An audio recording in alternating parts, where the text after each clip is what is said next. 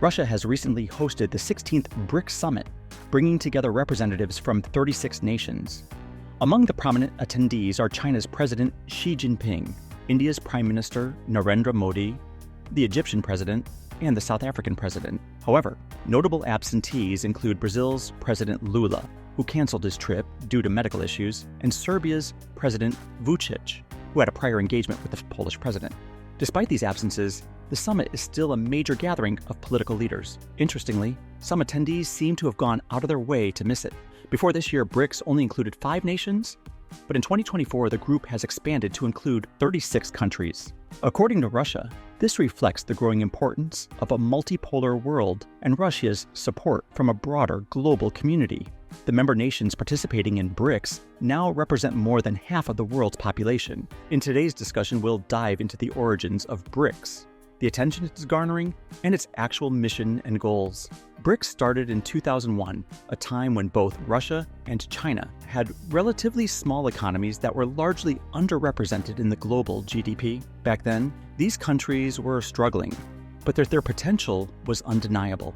In late 2001, Jim O'Neill, then the head of global economic research at Goldman Sachs, published a paper called Building Global Economic Brics, where he analyzed the economies of Brazil, Russia, India, and China. Though the countries had little in common, O'Neill grouped them based on their potential for rapid economic growth. Importantly, his paper came out shortly after the 9/11 attacks, a period marked by a sense of impending doom for Western civilization. Many believed that the established Western powers, including Europe and the US, were on the brink of decline, and new political systems were poised to take the lead on the global stage. O'Neill suggested that Brazil, Russia, India, and China had the ingredients necessary to increase their political influence and step into that leadership role. Each of these countries possessed vast territories and large populations, most of whom were poor. This created manufacturing potential that could be tapped by utilizing cheap labor. O'Neill's analysis persuaded investors that these countries were on the verge of a massive growth spurt. He also coined the term Brics, a play on the idea that these economies would be solid and reliable like bricks for building investment opportunities. O'Neill added an S to form the plural, symbolizing a group of strong economies that could underpin global growth. The term quickly caught on, and in the years that followed, Goldman Sachs capitalized on this concept, developing investment tools related to BRIC countries. O'Neill's predictions largely came true during the 2000s as the economies of these countries expanded, with China even becoming the second largest economy in the world. Investors reaped huge rewards, and Goldman Sachs also profited from the success of BRIC-related financial products. Over time, Brics gained political significance as well. Some of the leaders of these countries began to see themselves as representing a new civilizational force that could challenge Western democracies and potentially surpass both the US and the EU as the world's leading powers. This concept gained further traction in 2006 when Brics formally entered the global political arena. One significant moment took place at the St. Petersburg International Economic Forum, SPF, a prestigious annual event where high-level negotiations between business owners, ministers, governors, and national leaders occur. The SPF is known for producing new investment deals and stimulating economic activity. In 2006, during the forum, the economic ministers of Brazil, Russia, India, and China committed to closer cooperation. Since the group already had a name, it made sense to formalize the relationship. Later that same year, the foreign ministers of the BRIC countries met during the UN General Assembly in New York and made declarations of intent to strengthen their ties. Over the next 2 years, representatives from these countries continued to meet at international events. The top leaders gathered in Japan, and finance ministers met in Brazil and London. All of this culminated in the first official BRIC summit held in Yekaterinburg, Russia, in 2009. Since then, BRIC leaders have held annual summits in each member country. In 2010, South Africa joined the group, officially turning BRIC into Brics. South Africa's inclusion provided China with increased access to the rapidly growing markets of Africa. By January 2024, the group had expanded even further, welcoming Egypt, Iran, the UAE, and Ethiopia as members. Other countries have also expressed interest in joining Brics, including Argentina, Syria, Malaysia, Indonesia, Saudi Arabia, Algeria, Azerbaijan, and even Turkey, a NATO member. These countries share common interests such as a desire for greater global influence, access to new markets, and lucrative economic opportunities. Collectively, they hope to shift the balance of power away from the West and towards the global South.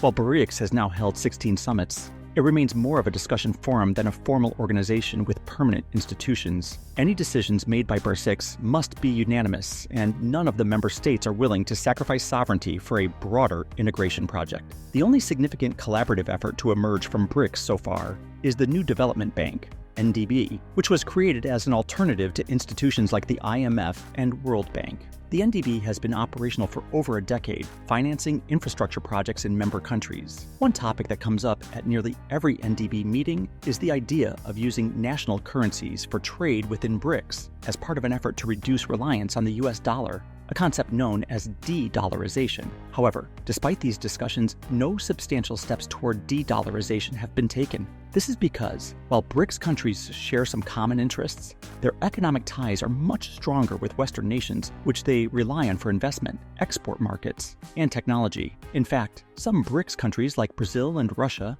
are part of other economic blocs, such as Mercosur and the Eurasian Economic Union, which complicates efforts to deepen Brics integration. For instance, Brazil and Russia can't abolish customs duties between each other because they are bound by agreements within their respective economic unions. By the early 2010s, many financial analysts believed that the economic growth predicted for Brics had largely come to fruition. China's economy, in particular, had nearly matched expectations. But in the years that followed, the growth trajectories of Brazil and Russia faltered. Neither country managed to fully capitalize on their potential or revamp their economic systems. In fact, rather than being a blessing, their vast natural resources turned out to be a curse. 2 decades later, experts no longer see Brazil or Russia as engines of global economic growth, with China standing out as the only country in Brics to wield significant influence on the world stage. The new members of Brics, like Egypt and Iran, do not have grand ambitions for the bloc either. Their primary interest lies in building closer relationships with China and India.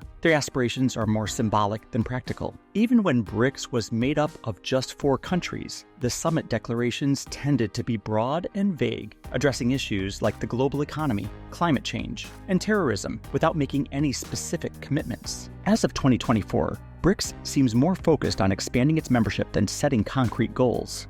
Applications from several countries are currently under review at the ongoing summit. The more diverse the bloc becomes, the harder it will be to agree on any specific objectives that align with the interests of all members, both new and old. One fundamental reason Brics lacks shared goals is that the country's size, population, and poverty levels are not sufficient grounds for forming a political or economic alliance. When Jim O'Neill coined the term Brics in 2001, his goal was to make his analysis more accessible, not to suggest that these countries should form a political bloc. He never implied that Brazil, Russia, India, and China had compatible economies or shared aspirations. His analysis merely indicated that these nations were poised for rapid economic growth. In reality, China and Russia have vastly different economic interests. For example, China benefits from low oil prices while Russia needs high prices to sustain its economy. Likewise, China and India are fierce competitors for global markets, and India has little interest in plotting against the US alongside China. If China's relationship with the US deteriorates, India stands to benefit. True alliances are built on common goals and shared challenges, such as those faced by the EU, which is based on the free movement of goods, money, and people between member states with similar economies. In contrast, Brics is a loose collection of countries with disparate interests. The European Union, NATO, and OPEC are functional organizations that make joint decisions and take real actions. Brics, however, is more of a symbolic gathering where countries make vague commitments without much follow-through. It's hard to imagine economic cooperation between countries like India, South Africa, and Brazil, given their geographical distance and lack of common interests. Ultimately, Brics remains a forum for discussion rather than a cohesive organization capable of joint action. While its members may reaffirm their commitments at each summit, they continue to follow their own separate paths. Unlike the EU, NATO, or OPEC, which can point to concrete achievements and policies, Brics is primarily a venue for dialogue without much substance behind it.